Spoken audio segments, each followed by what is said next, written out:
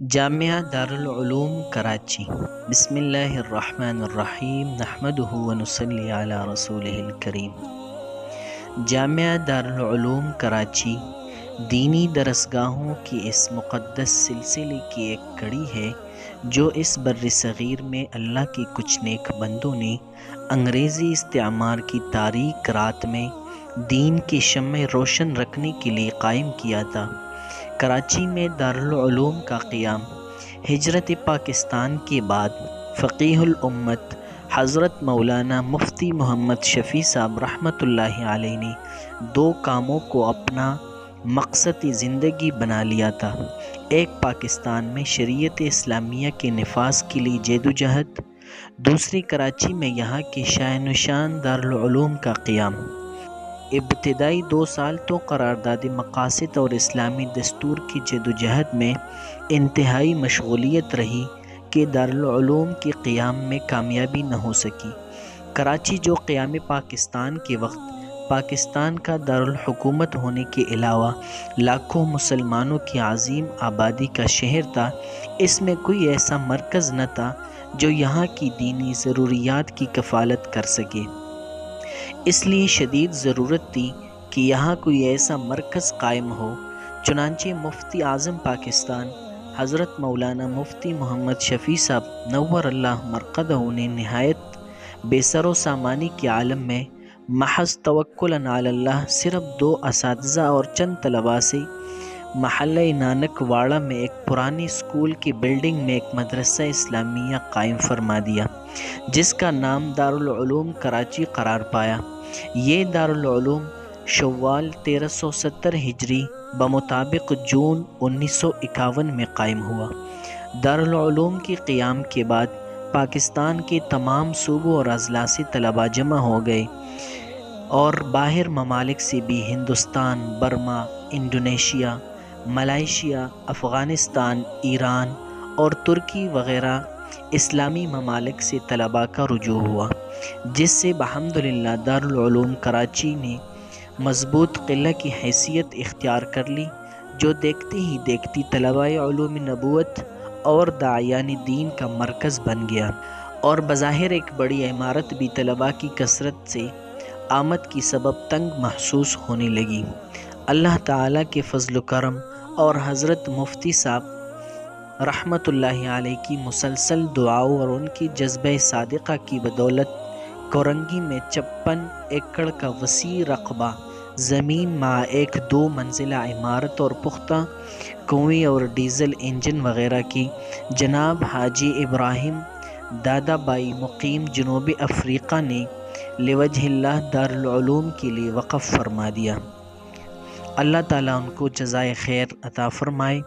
اس زمین پر جناب حاجی عبداللطیف صاحب باوانی مرحوم نے 1 لاکھ روپیہ خود اپنی ذاتی اور خاندان سے اور 58,000 روپے اپنے حلق احباب سے فراہم کر کے تعمیر پر خرچ کی۔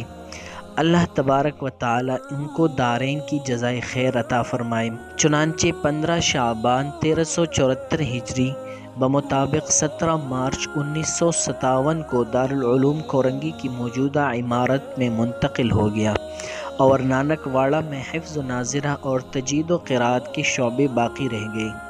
جامعہ دارالعلوم کراچی پاکستان میں علوم دینیہ کا عظیم مرکز ہے۔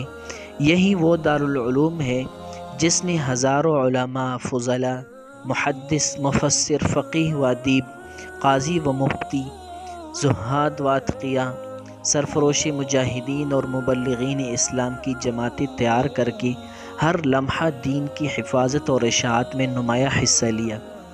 یہ مرکز علم و حکمت اس مادی دنیا میں ایک روشن مینار ہے جس کی شعاعیں اکناف عالم میں پھیل رہی ہیں، والحمدللہ علی ذالک۔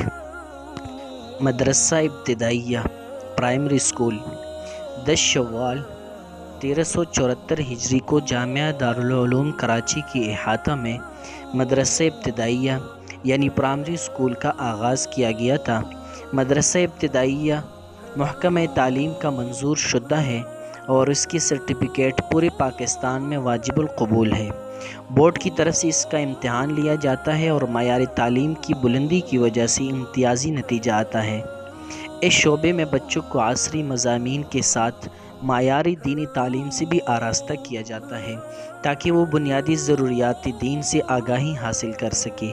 اس مرحلہ کے نصاب میں اسلامی عقائد، عبادات، معاملات، آداب معاشرت اور اخلاق کو شامل کیا گیا ہے تاکہ یہاں سے نکلنے والے بچے اگر مزید تعلیم جاری نہ رکھ سکے یا دیگر سرکاری تعلیمی اداروں میں داخل ہو جائے تو دین کی بنیادی تعلیم و تربیت میں راسخ ہو چکے ہوں۔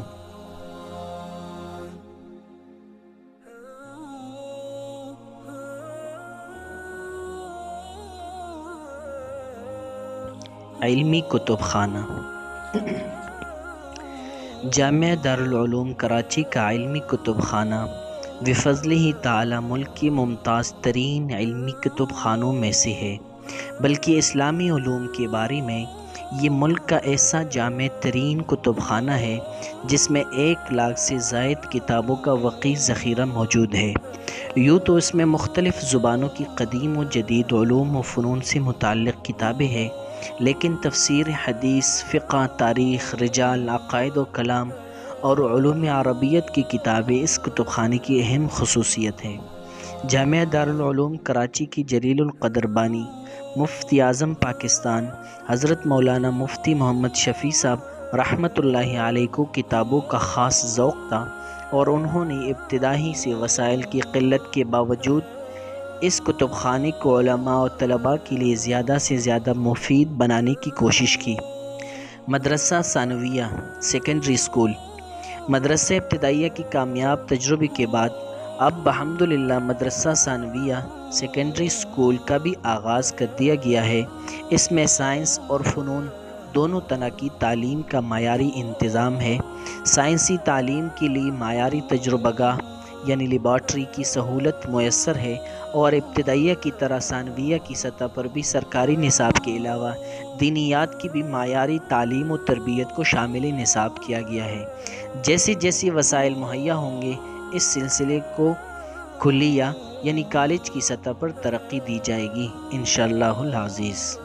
اور آخر میں اللہ تعالیٰ سے دعا ہے کہ اللہ تعالیٰ اس گلشن کو دن دگنی اور رات چگنی ترقی نصیب فرمائے، آمین۔